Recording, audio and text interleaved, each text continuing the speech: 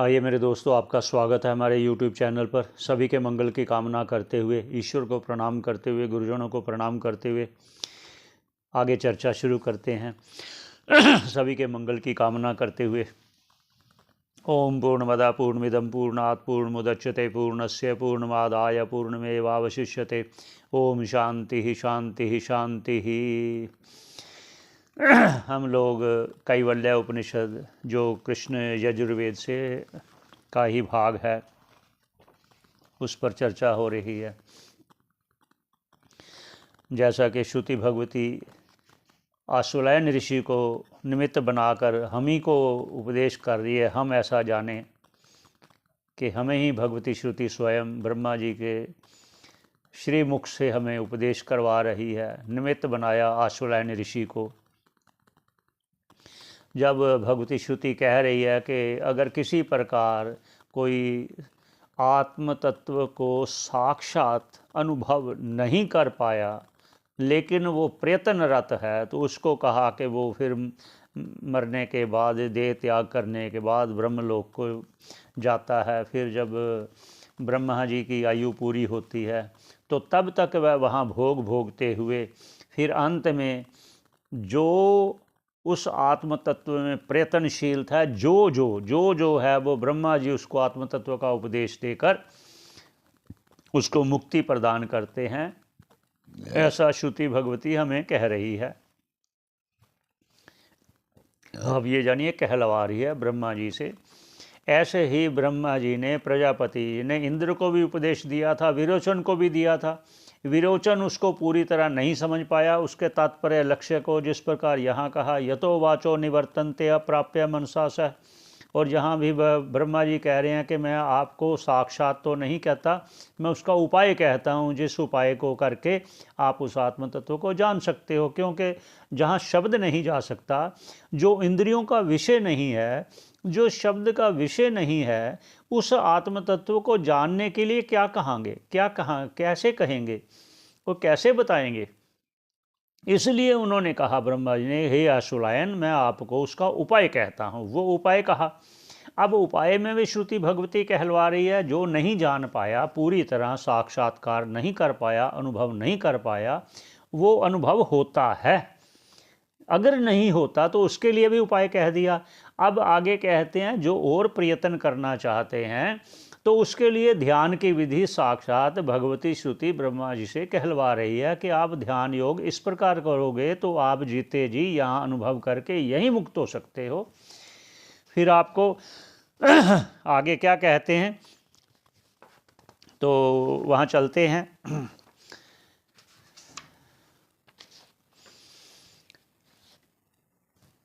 अब उन्होंने कहा था जो कि ब्रह्मलोक में जाकर फिर ब्रह्मा जी के द्वारा, उपदेश के द्वारा वो मुक्त होते हैं। तब कह रहे हैं, इदानीं ब्रह्म ज्ञान अवाप्ति अर्थम उपासना कर्तुम।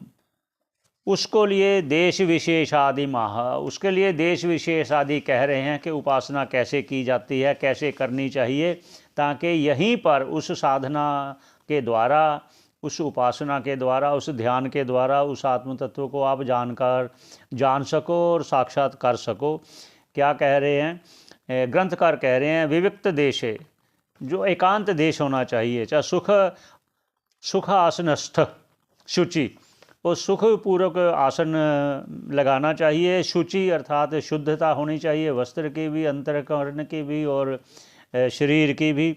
समग्रीव श्रेय शरीर है, शरीर भी समान रूप से रखकर, अर्थात सीधे बैठकर।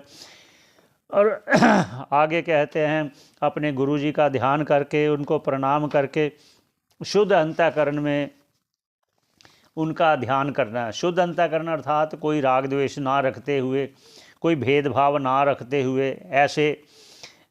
तो आगे क्या कह रहे हैं,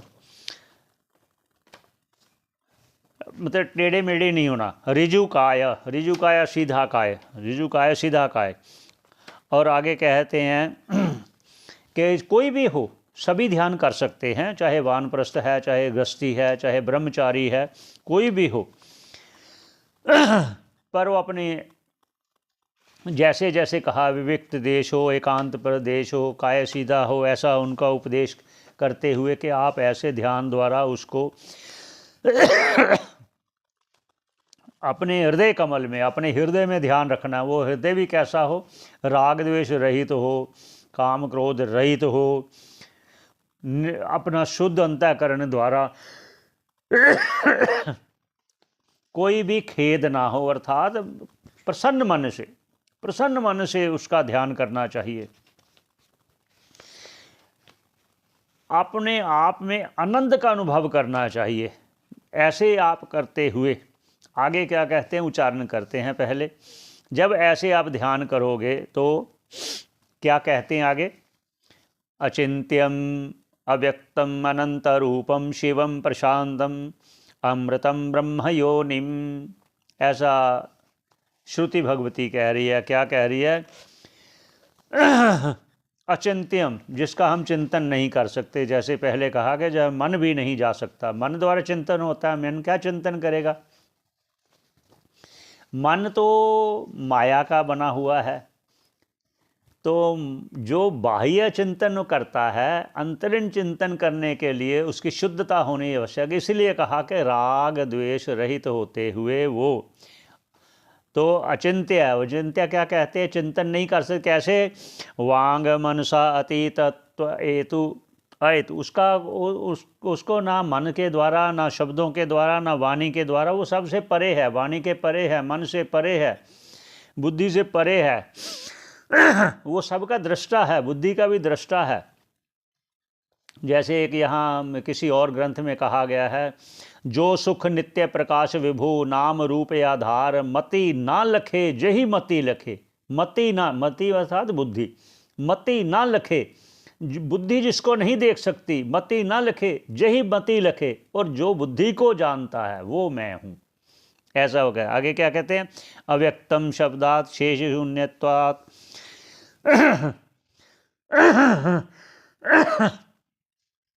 परिच्छेदश्चावार्यति, अर्थात वो सभी परिच्छेद से रहित है, अर्थात वो देशतः कालतः वस्तुतः सभी परिच्छेद से रहित है।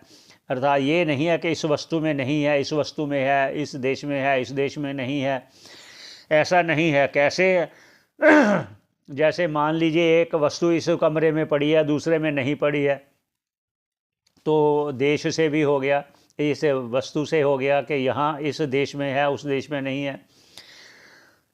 वस्तु से भी हो गया, जैसे घट पट में नहीं है, पट घट में नहीं है, लेकिन वो व्यापक है, ईश्वर व्यापक है। वो कहना चाह रहे हैं, वो कह रहे हैं कि सभी परिच्छेदों से रहित है, देशतः कालतः। जैसे देश से हुआ, काल से भी हो गया, जो अब है, कल नहीं था, परसों नहीं था, अब है, वो देश काल से हो गया। इसलिए ईश्वर तो पहले भी था, अब भी है, बाद में भी रहेगा। ईश्वर तो नित्य है, सर्वत्र है, व्यापक है। उसको कह रहे हैं देश काल वस्तु परिच्छेद शून्यम। वो देश से, काल से, वस्तु से, परिच्छेद से, अर्थात उसको भिन्न दिखाने के लिए कि ये है। जब ये कहेंगे तो इसका मतलब हम उससे अलग हुए, भेद हो गया। वो भेद को दिखाने के लिए, उसका निराकरण करने के लिए शून्यम, देश काल वस्तु परिच्छेद शून्यम, अनंतम, वो अनंत है, अर्थात अनंत है। आगे रूपम शिवम, शिवम क्या, कैसा रूप कैसे है, शिवम, शिवम कैसे है, मंगल रूपम, मंगल रूप कैसे है, प्रशांतम, मंगल रूप भी कैसा है, प्रशांत है। प्रशांत अर्थात सभी उपाधियों से रहित है, राग द्वेष से रहित है, अविद्या से रहित है, अविद्या काम कर्म आदि से रहित है। आगे भी है, अविद्या है, अस्मिता है, राग द्वेष क्लेश से रहित है। आगे कह रहे हैं स्वयं प्रशांत अर्थात अविद्या दोष रहितम अमृतम कालत्रयम असंस्पृष्टम, उससे कोई किसी का काल का संस्पर्श नहीं है, इसलिए निरतिशय आनंद है। वो आनंद का भी आनंद है, उससे परे कोई नहीं है, सब उससे निमन है। वो सब आनंद को भी आनंद देने वाला है। और ऐसा वो सभी की योनि, अर्थात आगे कह रहे हैं जगत जन्म आदि कारणम, जो जन्म का भी कारण है, जो स्थिति का भी कारण है, जो उत्पत्ति का भी कारण है, जो नाश का भी कारण है।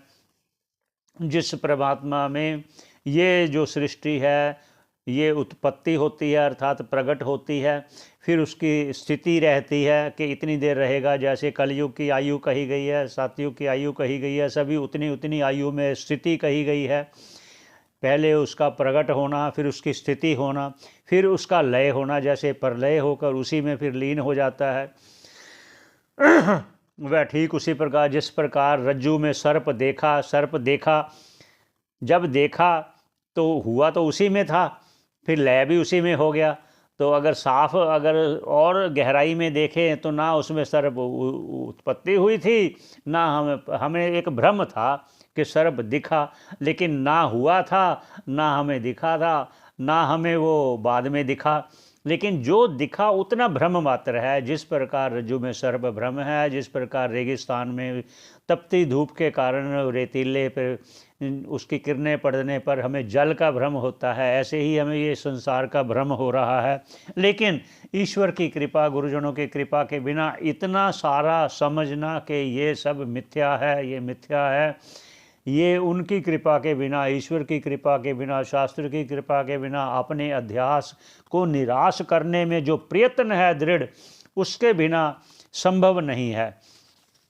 आगे क्या कहते हैं, तथा आदि मध्यंत विहीनम एकम विभुम चिदानंद रूपम अद्भुतम।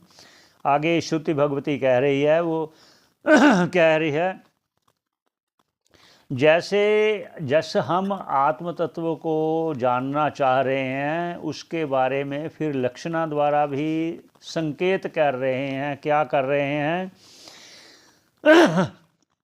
जिस प्रकार ये पहले कहा गया है उस पर कहते आदि मध्य अंत विहीनम, जो पहले आदि में, शुरू में, और फिर मध्य में, स्थिति काल में। आदि मतलब जो उत्पत्ति काल में, मध्य अर्थात स्थिति काल में, अंत अर्थात लय काल में, वो उससे रहित है।